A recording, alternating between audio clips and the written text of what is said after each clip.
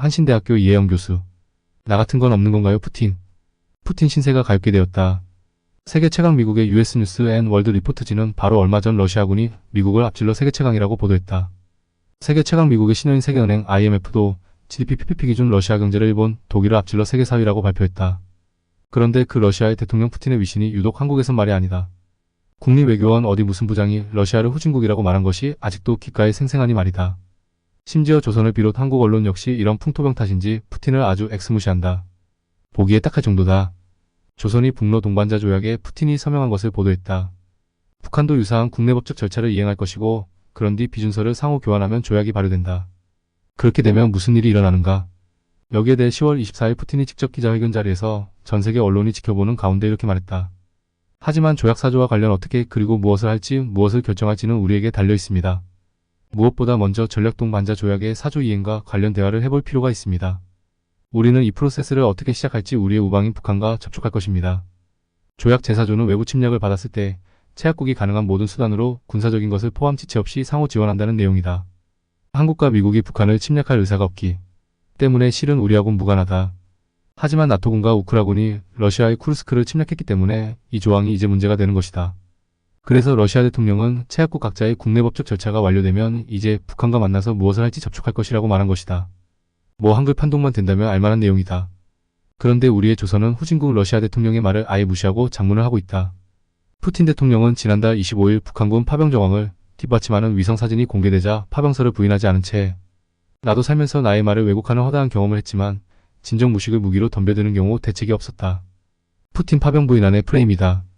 그러니까 후진국 대통령은 조선 앞에서 함부로 기자를 조롱하거나 반어법을 사용하면 안 된다. 당시 한국으로 귀화한 일리아 교수가 푸틴 기자회견 이후 어디 언론에 등장이 아니 그건 한국 언론이 푸틴 말을 오역한 거예요. 그건 푸틴이 그 미국 기자를 조롱한 거예요. 아래가 그 해당 부분이다. 질문 대통령님 MBC 뉴스 키어 서먼스 기자입니다. 위성사진은 북한 군대가 여기 러시아에 있는 것을 보여주는 것이라고 말합니다. 그들은 여기서 무엇을 하고 있는 것입니까? 이것이 우크라 전쟁의 대규모 확전 에스컬레이션을 의미하는 것이 아닙니까? 질문의 후반부는 미 대선에 관한 것임.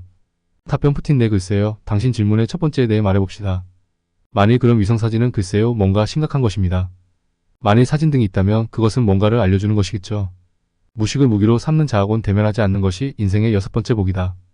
푸틴은 무슨 위성사진 등속을 가지고 뭐라고 하는 미국 기자가 가짠다는 말이었다. 나 역시 러시아어를 잘하는 다른 이분을 통해 일리아의 말을 확인한 바 있다. 잘 알 때까지는 가만히 있는 것이 만인의 행복을 돕는 일이다. 다음으로 더 중요한 것은 조선을 비롯 한국 언론이 일치 단결해서 푸틴이 이제부터 대화를 해볼 필요가 있어서 북한과 접촉할 것이라는 말을 잘라먹은 일이다. 왜? 자신들의 확증 편향, 인지 부조와 집단 동조 편향 혹은 숨을 의도에 맞지 않기 때문이다. 파병 부인 안의 프레임에 푸틴의 가장 중요한 이 구절이 도저히 어울리지가 않기 때문이다. 위성사진을 부인 안으로 해석했으니 이제 만나겠다가 눈에 들어올림 안무고 들어왔어도 앞에 말이면 된 거야 하면 된다. 그리고 이 기사는 북러 조약이 무기한이라고 한다. 대개 조약은 기한을 정하기도 하고 이처럼 무기한으로 하기도 한다. 크게 의미를 둘 필요가 없다는 말이다. 게다가 한미상호방위 조약도 무기한이다. 한미 FTA도 무기한이다. 우리는 무기한인데 저들은 무기한하면 안 될 이유는 현행 국제법상 존재하지 않는다. 그래서 드디어 북러 양국이 만나 조약 사조 관련 무엇을 어떻게 할지를 협의한다고 치자 나는 세 가지 층위에서 판단이 전개될 것이라고 본다. 첫째, 작전 전술적 차원에서 북한군이 필요한가이다. 이미 언급한 것처럼 우크라군 정보국은 쿠르스크 침공군의 지휘본부가 있는 수자방면 우측에 파병되었다고 했다. 이 전장은 현재 러우케 함대 소속 810회 병여단이 작전 중이고 동시에 체첸의 아흐마트 특수부대가 투입되어 있다. 관심 있는 분은 유튜브에 패트릭 랭캐스터 기자가 바로 이 수자 동쪽 전선을 직접 취재하고 있으니 꼭 참조했으면 싶다. 우크군은 810여 단의 북한군이 투입되었다고 했다. 하지만 지금 진행 중인 러군의 대대전술 단비티치 단위의 기동토벌전에 일체의 현지 전술 훈련조차 나아가 러군과의 상호작전 운용성이 검증되지 않은 상태에서 북한군이 투입될 가능성이 있는지를 살펴볼 필요가 있다. 나의 판단으로는 없다. 둘째, 전략적 수준에서 북한군이 필요한가이다. 1000km가 넘는 광활한 전선에 현재 70만 가까운 러군이 투입된 것으로 알려져 있고 또 후방에는 40만에서 50만 규모의 예비대가 있다고 한다. 총원 약 180만 규모라고 한다. 그리고 올해 말까지 예비 병력 포함 230만으로 증원 예정이다. 그리고 탄약 등 장비가 부족한 징후는 발견되지 않는다. 러의 방산 역시 아직은 큰 문제가 없다. 이런 조건에서 먼저 우크군이 주장하는 약 1만 명의 북한군은 주요 전선인 돈바스와는 무관하다. 북러 조약의 적용 대상이 아니기 때문이다. 오직 차유전선인 쿠르스크만 문제가 되는데 현재 러의 제반격에 의해 우크군 나토군의 피해가 푸틴 말로는 3만이 넘는 것으로 보고되고 있다. 대재앙이다. 그래서 전략적 차원에서 아직까지는 병력이나 장비나 북한군의 지원이 긴급히 요구되는 조건이 아니다. 셋째, 가장 중요한 국제정치적 차원이다.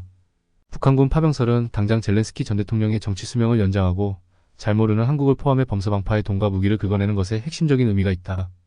부차적으로는 쿠르스크 전선의 대패를 북한병 탓으로 돌리고 또 쿠르스크 전선에 투입된 용병으로 가장한 나토 파병을 상쇄시키는 효과를 노린 것이다. 그러나 북한군 파병은 그런 일이 실제 일어난다면 나토의 본격 파병에 구실을 주는 것이다. 즉 우크 전쟁이 제3차 대전으로 에스컬레이션 된다는 말이다.